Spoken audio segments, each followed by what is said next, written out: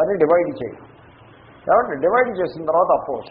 ఉదాహరణకి దేవుడులో ఇద్దరు దేవుళ్ళు ఉన్నారు. ఇద్దరు దేవుళ్ళు వీడు చూశాడా? అసలు చూడండి, మన హిందూ సమాజము ఈ ఇష్యూని ఇంతవరకు రిజాల్వ్ చేసుకోలేకుండా దీంతోటే సతమతమవుతూ ఉంటుంది. హిందూ సమాజమే మీరు దృష్టాంతంగా తీసుకోండి.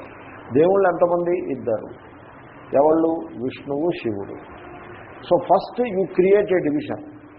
విష్ణువు శివుడు ఉన్నాడని విష్ణువు చెప్పాడా, శివుడు చెప్పాడా, లేకపోతే వీళ్ళిద్దరికీ అతీతంగా ఉండే దేవుడు చెప్పాడా, వీడు చెప్పాడా? So first you create a division.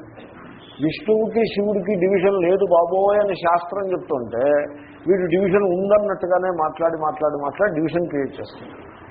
First division create చేసి ఆ తర్వాత అపోజిషన్ పెడతాడు. శివధనుర్భంగము, విష్ణువు ఇలా ఏదో పెడతాడు.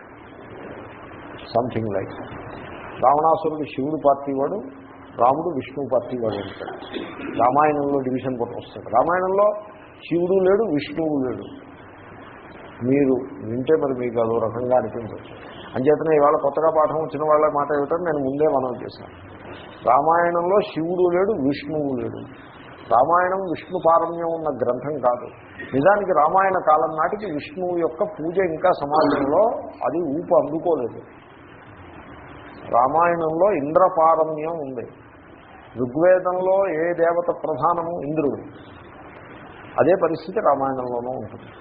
విష్ణువు ఉపేంద్రుడు. Not Indra is the supreme. విష్ణువు ఏమిటి? ఉపేంద్ర. Is inferior.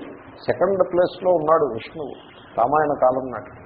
ఎందుకంటే రామాయణ కాలము అంటే వేదకాలమే రామాయణ కాలం, వెరీ క్లోజ్. ఆ తరువాతి కాలంలో ఇంద్రుడిని వెనక్కి తోసేసి విష్ణువు ముందుకు వచ్చాడు. అంటే అక్కడ ఉన్న ఇంద్రుడిని ఆ వెనక్కి తోసి విష్ణువు ముందుకు వచ్చేదని కాదండి. మన పూజా విధానంలో ఇంద్రుడు వెనక్కిపోయి విష్ణువు ముందుకు వచ్చాడు. రాముడు కృష్ణుడు వెనక్కిపోయి సాయిబాబా ముందుకు వచ్చినట్టుగా ఇంద్రుడు వెనక్కిపోయి విష్ణువు ముందుకు వచ్చాడు. ఇప్పుడు ఈ రామాయణాన్ని విష్ణుపరంగా తరువాతి వాళ్ళు దాన్ని ఆ రకంగా దాన్ని నిర్మాణం చేశారు. రాముడు ధనస్సు వెరక్కొడితే అది శివుడి ధనస్సు అన్నారు. పరశురాముడిని ఒకరిని ప్రవేశపెట్టారు. పరశురాముడు ప్రక్షిప్తమది. ఒరిజినల్ వాల్మీకి రామాయణంలో పరశురాముడు లేడు. పరశురాముడు భారతకాలం నాటివాడు. పరశురాముడు భారత టైంలో వస్తాడండి. ఓ పక్కన రాముడు అవతారం జరుగుతుంటే మళ్ళీ మధ్యలో పరశురాముడు ఏమిటి? పరశురాముడి వృత్తాంతం అంతా ప్రక్షిప్తమే. పరశురాముడిని పెడతాడు. పరశురాముడు represents Shiva, Rama represents Vishnu. So he creates a conflict between the two. ఆ కాన్ఫ్లిక్ట్లో విష్ణువు నెగ్గుతాడు. సో ఈ రకంగా ముందు అసలు డివిజన్ లేని చోట డివిజన్ పుట్టించింది. ఆ డివిజన్ పెట్టి ఇప్పుడు 2 ఐటమ్స్ వచ్చాయి. ఆ 2 ఐటమ్స్కి విరోధం పెట్టారు. ఇలా పనిచేస్తూ ఉంటుంది మానవ మస్తిష్కం. కాంగ్రెస్కి తెలుగుదేశానికి తేడా ఏమిటండి? ఏమిటి తేడా? రెండు ఒకటే పార్టీ కదండి, కానీ సెపరేట్ పార్టీ. కాంగ్రెస్కిను జనతా పార్టీకి తేడా ఏమిటి?